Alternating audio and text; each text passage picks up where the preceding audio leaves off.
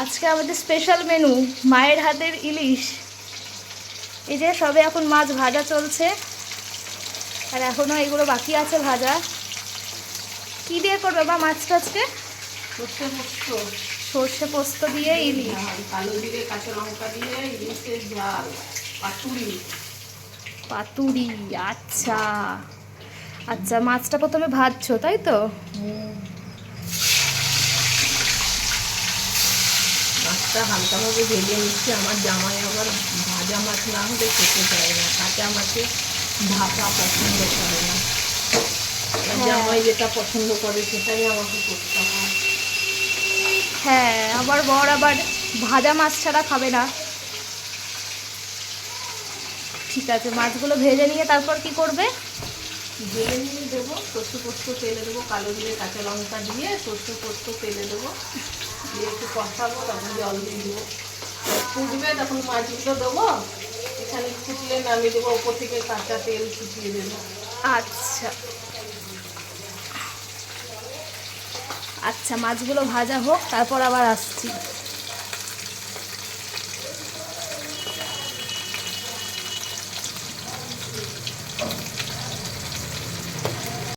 চলছে last finishing, মাছের মাথাগুলো ভাজা হচ্ছে, আর এই যে বাকি মাছ ভেজে রাখা আছে।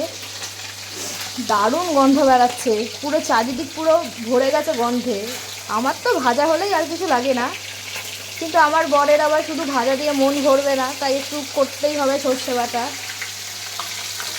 শাশুড়ির হাতে সর্ষে বাটা, আর কি চাই।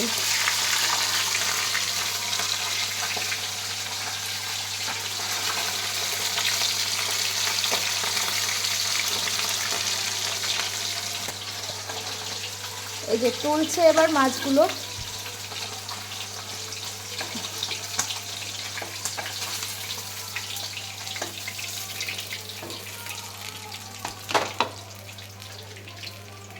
এরপর কি করবে মা? যে কালো জিরে কাঁচা লঙ্কা তেলে দেবো, কালো জিরে কাঁচা লঙ্কা তেলে দেবো এখন প্রথম। কালো জিরেটাকে হাত দিয়ে ঘষে নিলে কেন? তাহলে সেন্টটা বার হয়, কালো জিরের সেন্টটা বার হয়। আচ্ছা, কালো জিরে কাঁচা লঙ্কা তেলে চলে গেল। এবার সর্ষে পোস্ত লঙ্কা পেস্ট করে নিয়েছি একসঙ্গে, এবার দিয়ে দেবো। আচ্ছা, এটা ধুয়ে একটু জল দেবো।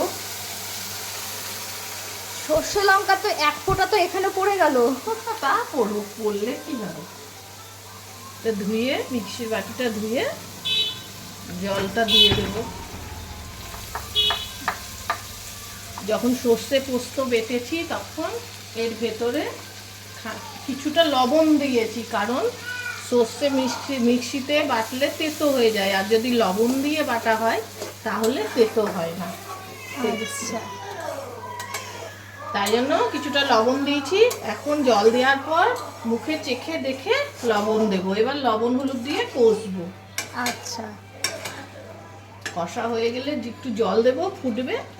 নামানোর আগে মাছগুলো দিয়ে একটু ফুটিয়ে নামিয়ে নেবো, তাহলেই হয়ে যাবে সর্ষে ইলিশের ঝাল। আচ্ছা। আমার মশলা মোটামুটি কষা হয়েই গেছে, এবার আমি জল দিয়ে দেব পরিমাণ মতো, যে যতটুকু ঝোল রাখতে চাই সেটা নিজের নিজের ওপর ডিপেন্ড করে। আমি একটু ঝোল রাখলাম, সেজন্য একটু জল দিলাম। 5 মিনিট ফুটবে। এবার একটু পরিমাণ মতো আবার লবণ দেব।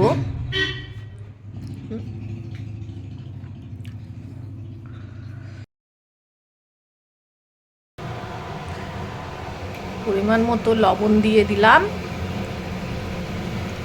একটু অল্প সামান্য চিনি দেব, টেস্টটাকে ব্যালেন্স আনার জন্য, নুন মিষ্টি ব্যালেন্স আনার জন্য।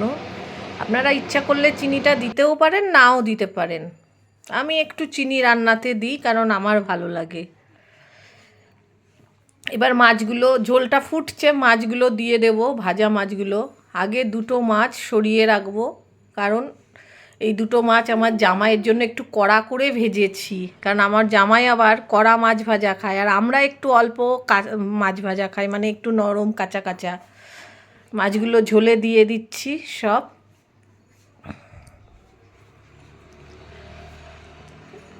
ঢেলে দিলাম একসঙ্গে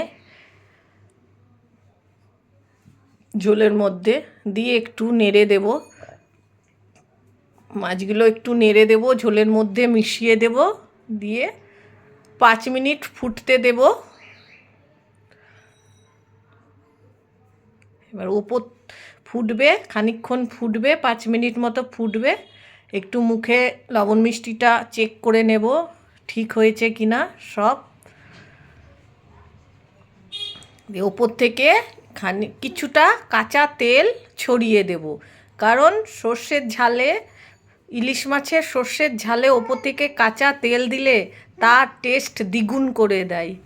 দেখুন কেমন আমার ঝোলটা ফুটছে, একদম ওপরে তেল ভেসে উঠছে। যখন এরকম তেল ভেসে উঠবে তখন আপনি জানবেন যে হয়ে গেছে। এবার আমি গ্যাস বন্ধ করে দিয়েছি, দেখুন ওপরে কেমন তেল ভেসে উঠেছে। আমার ইলিশ মাছের সর্ষে পোস্ত দিয়ে ঝাল একদম রেডি।